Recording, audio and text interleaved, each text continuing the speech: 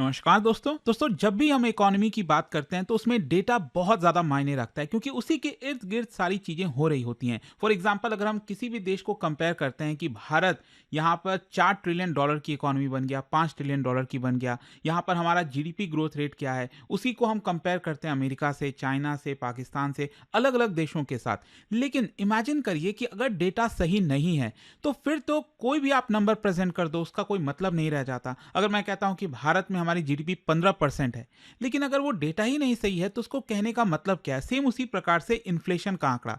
तो क्या हो रहा है ना कि भारत सरकार बड़ा बदलाव करने जा रही है हमारे देश में, जीडीपी हो, इन्फ्लेशन हो, उस तरह से रिलेटेड जितने भी डेटा कैलकुलेट किए जाते हैं। वैसे मैं आपको बता दूं, जीडीपी का जो नया डेटा का बेस ईयर है वो अभी इसी मंथ के एंड में जारी किया जाएगा, लेकिन उसके पहले कल से काफी चर्चा हो रही है कंज्यूमर प्राइस इंडेक्स के बारे में, क्योंकि ये हमारे आम जिंदगी से जुड़ा हुआ है कि डेली लाइफ में हमारे कितने प्राइसेस चेंज होते हैं, हमारे ऊपर असर होता है, सैलरी पर, बाकी चीज़ों के ऊपर। और आप देख सकते हो यहाँ पर जो लेटेस्ट आंकड़ा आया है, retail inflation at 2.75% in January as India shifts to new CPI base year 2024।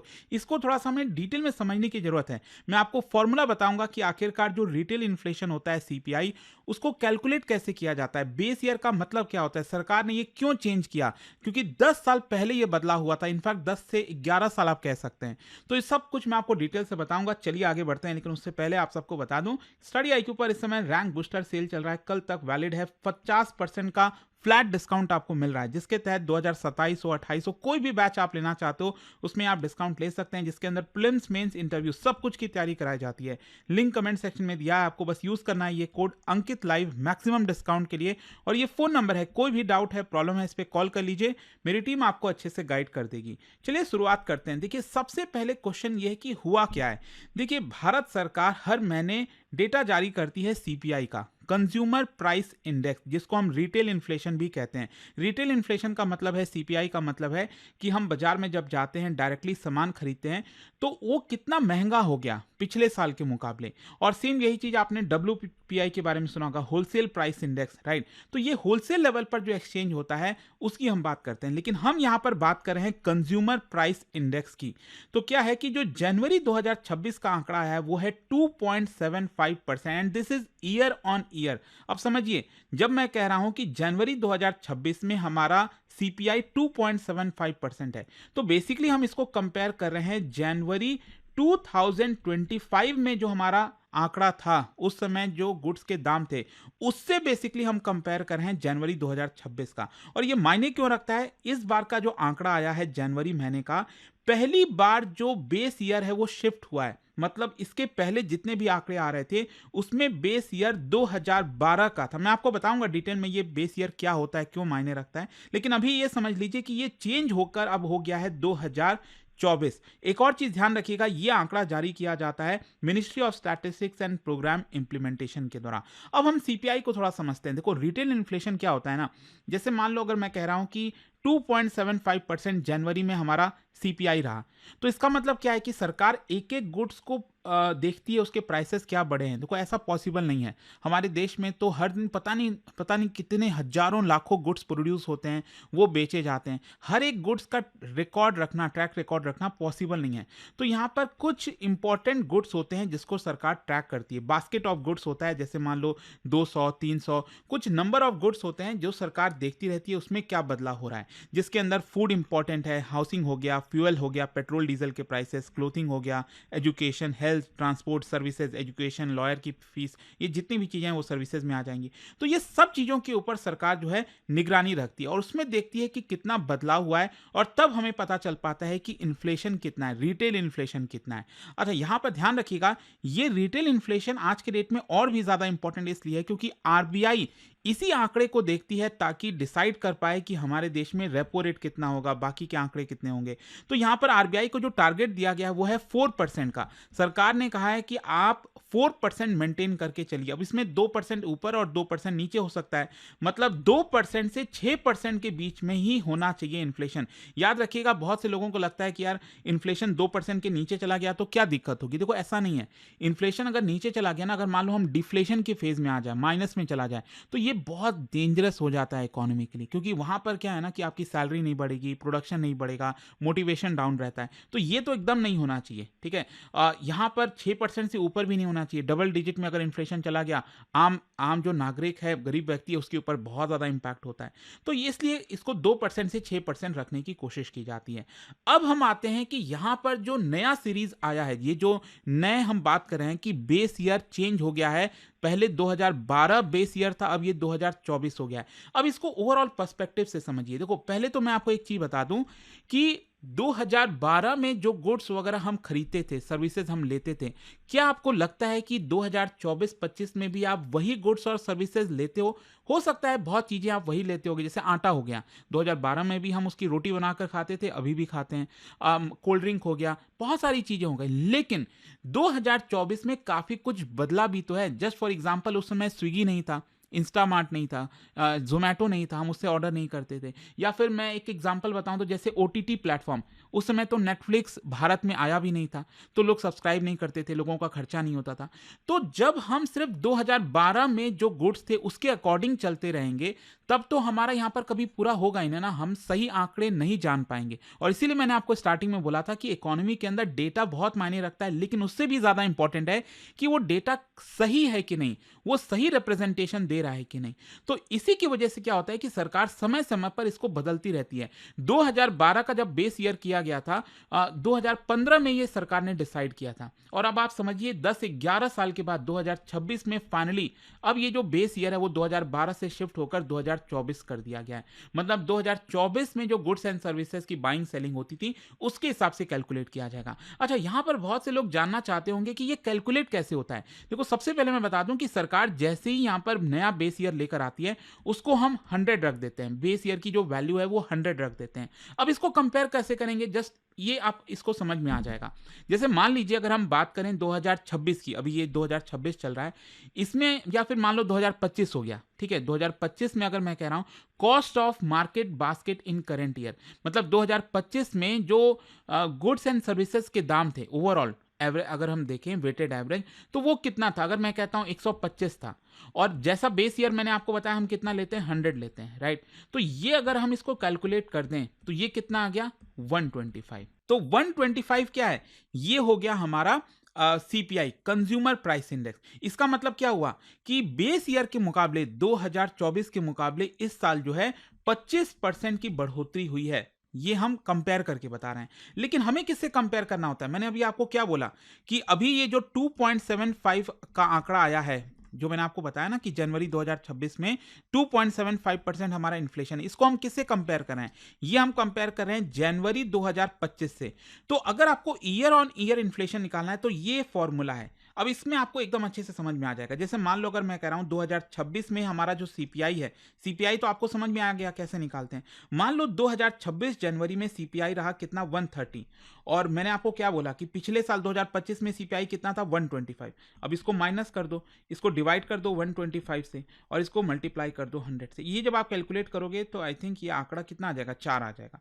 तो इसका मतलब क्या हुआ, जनवरी 2026 में हमारा इन्फ्लेशन रेट 4% है। ये इस तरह से कैलकुलेट होता है। तो आई होप आप समझ गए होंगे कि जो स्टार्टिंग में हमने ये निकाला था ना, ये जो सरकार ने बताया है कि 2.75% है, ये कैसे कैलकुलेट हुआ है, ये आपको इससे समझ में आ गया होगा। लेकिन असली सवाल अब ये है कि सरकार ने सीपीआई बास्केट में क्या क्या चेंजेस किए हैं।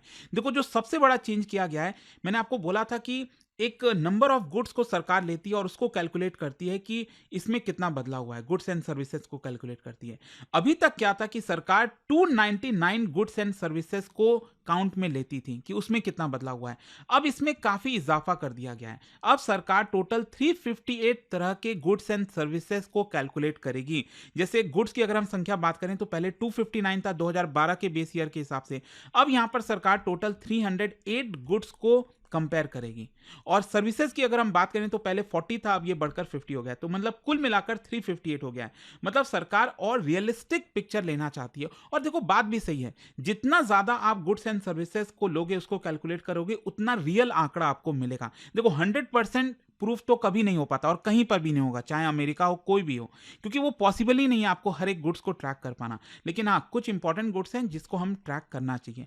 फिर इसके अलावा अब क्या होता है ना कि जैसे मान लो अगर मैंने बोला 358 गुड्स एंड सर्विसेज को सरकार कैलकुलेट करती है। तो अगर मान लो अगर मैं कहता हूँ कि हाउस हो गया, हाउस के लिए आप रेंट देते हो, आप खाने पर कुछ खर्च करते हो, फूड पर खर्च करते हो, पेट्रोल डीजल पर खर्च करते हो, राइट?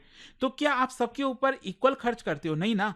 किसी चीज के ऊपर आप ज्यादा खर्च करते होगे, मान लो फूड के ऊपर आप ज्यादा खर्च करते होगे, हाउस के ऊपर और ज्यादा खर्चा करते होगे, पेट्रोल डीजल पर कम खर्चा करते होगे। तो यहां पर सरकार हर एक को जो है वेटेज देती है कि हम इसको इतना वेटेज देंगे।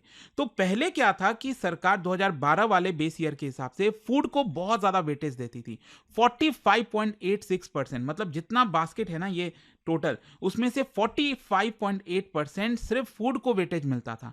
लेकिन अब नए वाले सीपीआई में फूड को वेटेज कम कर दिया गया है, सिर्फ 36.75%। क्योंकि 2012 के मुकाबले 2024 में सरकार को यह लगा कि लोगों की जो इनकम राइज हुई है ना, लोग फूड पर शायद उतना नहीं खर्च कर रहे हैं। अब जो लोग हैं बाकी चीजों पर, जैसे मान लो घूमने फिरने चले गए। आजकल ट्रेंड आप देख ही रहे होगे, लोग ओटीटी पर खर्च कर रहे हैं, एंजॉयमेंट पर खर्च कर रहे हैं, घूमने फिरने पर ज्यादा खर्च कर रहे हैं, राइट? हो सकता है कि लोग जो हैं घरों पर ज्यादा खर्च कर रहे हो। आजकल लिविंग स्टैंडर्ड भी काफी बढ़ गया है ना, आपने देखा होगा स्पेशली मेट्रो शहर में जिस तरह से घरों के दाम वगैरह भागे हैं, रेंट बहुत ज्यादा बढ़ गया है। तो इसीलिए मैं कह रहा हूं कि अब सरकार ने क्या किया, फूड वाला जो वेटेज है उसको कम कर दिया और दूसरी तरफ हाउसिंग के ऊपर जो वेटेज है उसको बढ़ा दिया है। पहले हाउसिंग को वेटेज मिलता करता था 10%, अब इसको बढ़ाकर ऑलमोस्ट 17-18% कर दिया गया है। मतलब हाउसिंग को ज्यादा रोल दिया गया है और इसके अंदर अर्बन हाउसिंग का कॉस्ट, रूरल हाउसिंग का रेंट, रेसिडेंशियल यूटिलिटीज जैसे इलेक्ट्रिसिटी, गैस, वाटर, ये सब कुछ इंक्लूड किया जाएगा। फिर इसके अलावा यहां पर क्या है कि जो नए सर्विसेज और मॉडर्न स्पेंडिंग है वो इंक्लूड किए गए हैं। फॉर एग्जांपल मोबाइल प्लान हो गया, टेलीकॉम सर्विसेज, ओटीटी सब्सक्रिप्शन। मैं आपको बता रहा था ना 2012 में तो था नहीं, लेकिन अब सरकार 2024 में इसको भी इंक्लूड करेगी। लोग बाहर, पहले लोग उतना बाहर खाने पीने नहीं जाते थे, अब लोग जाने लगे हैं, उसको इंक्लूड करेगी। ट्रैवल एंड ट्रांसपोर्ट हो गया, रिक्रिएशनल एक्टिविटीज, घूमना फिरना, पर्सनल केयर हो गया। तो ये सारी चीजें नए वाले सीपीआई के आंकड़े में इंक्लूड किया जाएगा। अच्छा, इसके अलावा कौन कौन सी चीजों को हटाया भी है क्या? क्योंकि बहुत से ऑब्सोलीट हो जाते हैं ना चीजें जो आप यूज नहीं कर रहे हो। अब वीसीआर डीवीडी प्लेयर अब कौन यूज करता है? 2012 वाले में उसको भी इंक्लूड किया जाता था। तो ये तो फालतू की चीजें ना, अब तो ये कोई यूज भी नहीं करता। टेप रिकॉर्डर अब कौन यूज करता है? रेडियो सेट बहुत कम हो गया है, सीडी डीवीडी ये सब ऑब्सोलीट हो गए हैं। अब लोग बेसिकली मतलब क्लाउड कंप्यूटिंग, मतलब पेन ड्राइव तो छोड़ ही दो आप, पेन ड्राइव का भी यूज अब कम हो गया है मैं तो कहूंगा। अब तो लोग क्लाउड सर्विसेज का इस्तेमाल करते हैं, राइट? तो इसी की वजह से मैं कह रहा हूं बहुत सारे बदलाव हैं। फिर इसके अलावा प्राइसेस फ्रॉम डिजिटल मार्केट अब इंक्लूड किए जाएंगे। पहले आप सोचो कितने लोग होते थे 2012 में जो लोग अमेजोन से, फ्लिपकार्ट से ऑर्डर किया करते थे, आप अपने लोकल किराना शॉप से लिया करते थे। अब तो इंस्टामार्ट का जमाना आ गया। तो अब सरकार क्या कर रही है कि करीब 12 डिजिटल मार्केट प्लेसेस हैं, वहां से भी प्राइसेस को लेगी और उसको भी कैप्चर करेगी कि उसमें कितना बदलाव आया है और उस हिसाब से जो कंज्यूमर प्राइस इंडेक्स है वो कैलकुलेट किया जाएगा। ओवरऑल मैं बता दूं कि यहां पर सरकार एक और चीज कर रही है कि जो इंटरनेशनल क्लासिफिकेशन है, क्या है कि classification of individual consumption by purpose, जो कि प्रमोट किया जाता है इंटरनेशनल लेबर ऑर्गेनाइजेशन के द्वारा। तो वो ये कहते हैं कि आपको इस तरह से चीजें करनी चाहिए। तो भारत भी उसी के तर्ज पर करना चाह रही है। पहले भारत क्या करता था, 6 ग्रुप्स में उसको बांट दिया करता था, लेकिन अब हम उसको 12 डिविजन्स में बांटेंगे जो भी हम कंज्यूमर प्राइस इंडेक्स निकालते हैं, ताकि इंटरनेशनल स्टैंडर्ड के हिसाब से हम चल सकें। तो फाइनली अब क्वेश्चन ये आता है कि भारत ने इसको अपडेट क्यों किया है? देखो सिंपल सी चीजें, जैसा मैंने आपको बताया कि भारत की इकोनॉमी 2012 के मुकाबले अब काफी डिफरेंट है।